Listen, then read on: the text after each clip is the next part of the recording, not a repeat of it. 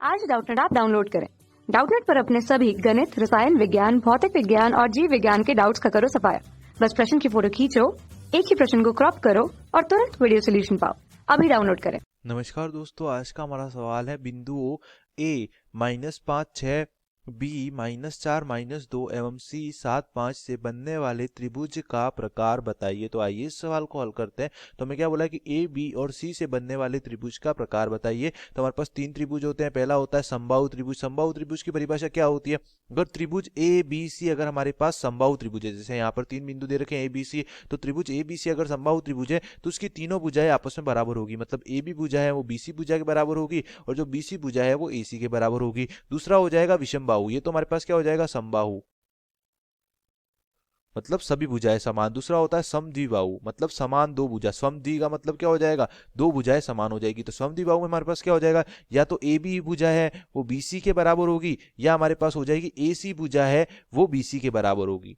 दो भुजाएं आपस में बराबर होगी तो उसको हम बोलेंगे समद्विबाहु भुजी और समद्विबाहु त्रिभुज। और तीसरा होता है हमारे पास विषमबाहु त्रिभुज। तो विषमबाहु में हमारे पास क्या होता है? तीनों भुजाएं आपस में बराबर नहीं होती। मतलब ए बी है वो not equal to B C हो जाएगा और बी सी है वो नॉट इक्वल टू क्या हो जाएगा? ए सी हो जाएगा। तो मैं क्या बोला? बिंदु ए बी और सी से बनने वाले त्रिभुज का प्रकार बताइए। तो तीन बिंदुओं से बनने वाले त्रिभुज का प्रकार, तो सबसे पहले मैं ए बी भुजा की लंबाई निकालूंगा। तो दूरी सूत्र से, दूरी सूत्र हमारे पास क्या होता है? जैसे हमारे पास पहले बिंदु के निर्देशांक दे रखे हैं x1 y1 और दूसरे बिंदु के निर्देशांक हमें दे रखे हैं x2 और y2। तो दोनों के बीच की दूरी d का जो मान होगा वो हमारे पास क्या हो जाएगा? रूट के अंदर दोनों के x निर्देशांकों का अंतर मतलब x1 माइनस x2 और उसका होल वर्ग प्लस दोनों के y निर्देशांकों का अंतर मतलब y1 माइनस y2 और उसका होल वर्ग। तो यहाँ पर हमारे पास बिंदु ए और बी के हमारे पास शीर्षों के निर्देशांक दे रखे हैं। तो ए बी भुजा की लंबाई कितनी हो जाएगी?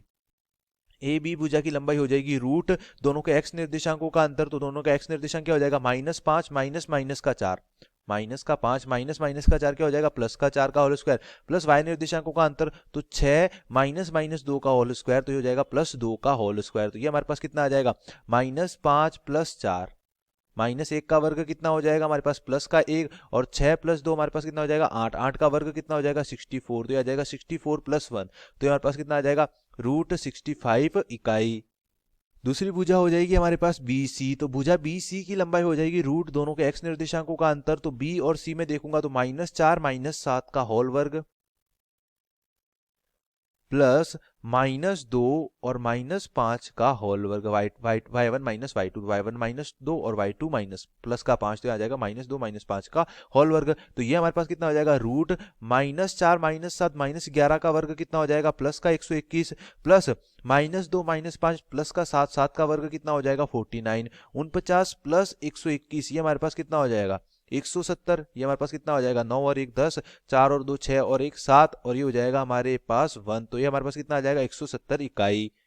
और तीसरी लंबाई हो जाएगी हमारे पास ए और सी भी भुजा के बीच की लंबाई ए सी। ये हमारे पास कितनी हो जाएगी? रूट दोनों के एक्स निर्देशांकों का अंतर तो -5 -7 का होल वर्ग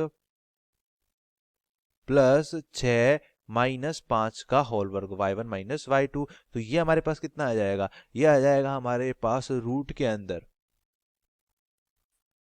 -5 -7 -12 का वर्ग कितना हो जाएगा? प्लस का 144 और 6 -5 1 का वर्ग कितना हो जाएगा? 1। तो ये हमारे पास कितना आ जाएगा?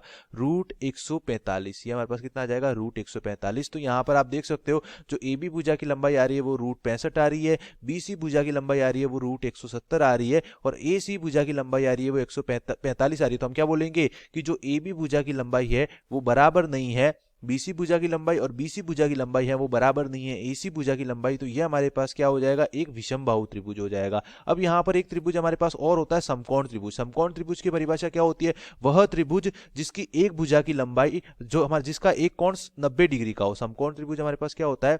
वह त्रिभुज जिसका एक कोण हमारे पास कितना हो? एक कोण थीटा का मान कितना हो? 90 डिग्री। उसको हम क्या बोलते हैं? समकोण त्रिभुज। और समकोण त्रिभुज में हमारे पास पाइथागोरस प्रमेय लगती है, कर्ण का वर्ग बराबर आधार का वर्ग प्लस लंब का वर्ग। लंब का वर्ग मतलब किसी एक भुजा का वर्ग होता है वो बाकी दो भुजाओं के वर्गों के योगफल के बराबर होता है। तो यहाँ पर आप देख सकते हो पहली भुजा हमारे पास, यहाँ पर अगर मैं किसी भी, जैसे इसका वर्ग करूँ 65 है तो वो इन दोनों के वर्गों के बराबर नहीं आएगा, इसका वर्ग करूंगा 170 तो वो इन दोनों के वर्गों के बराबर नहीं होगा, और इसका वर्ग करूंगा 145 तो वो इन दोनों के वर्गों के योगफल के बराबर नहीं होगा। या आप सीधा ऐसे बोल सकते हो कि जो बड़ी भुजा का वर्ग होता है, सबसे बड़ी भुजा क्या हो जाएगी, सबसे ज्यादा लंबाई √170 है, तो सबसे बड़ी भुजा का जो वर्ग होता है वो अन्य दो छोटी भुजाओं के वर्गों के योगफल के बराबर होता है, तो उसको हम समकोण त्रिभुज बोलते हैं। तो यहाँ पर √170 का वर्ग 170 है, वो इन दोनों के योगफल के बराबर नहीं है, अतः ये समकोण त्रिभुज भी नहीं है। तो हम क्या बोलेंगे कि दिया गया त्रिभुज विषमबाहु त्रिभुज है। धन्यवाद। कक्षा 6वीं से 12वीं से लेकर नीट, IIT, JEE वो एडवांस के लेवल तक 1 करोड़ से ज्यादा छात्रों का भरोसा। आज ही डाउनलोड करें डाउटनेट ऐप या व्हाट्सएप करें अपने सारे डाउट्स 8400 400 400 पर।